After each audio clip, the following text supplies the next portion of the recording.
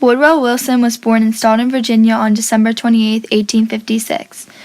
He moved to Georgia and South Carolina as a young boy. His father was a Presbyterian minister and his mother was from England.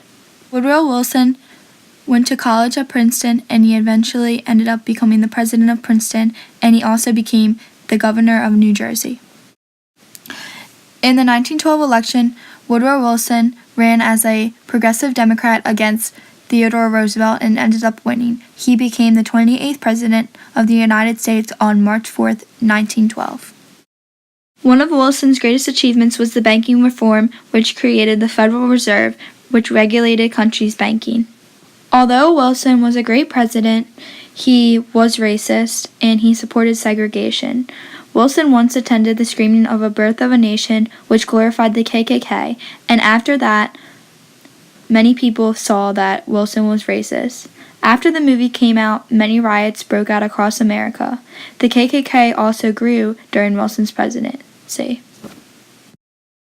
On July 28, 1914, World War I began. On May 7, 1915, a German U-boat sank the Lusitania, making American views change, and Americans began to want to join the war. On April 6, 1917, America joined World War I. Wilson said that the reason that we decided to join World War I was to win the war and keep the peace. On November 11, 1918, World War I ended with the signing of the Treaty of Versailles. The treaty pretty much made Germany take the blame for World War I. The biggest thing Wilson did as president was create the League of Nations. The League of Nations was when democratic nations would serve as the makers of peace around the world. Ultimately, he can't persuade America to join the League of Nations, though.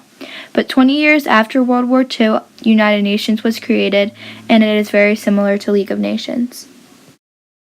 Wilson also made history when he gave the first national radio broadcast. After World War I, Wilson's first wife died, but 9 months later he met his second wife, Edith.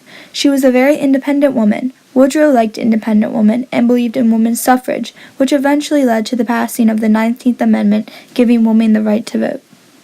Wilson died on February 3, 1924, after having a stroke a few years earlier. Overall, Wilson was a very productive president. If it wasn't for him, many things in the United States wouldn't be how they are today.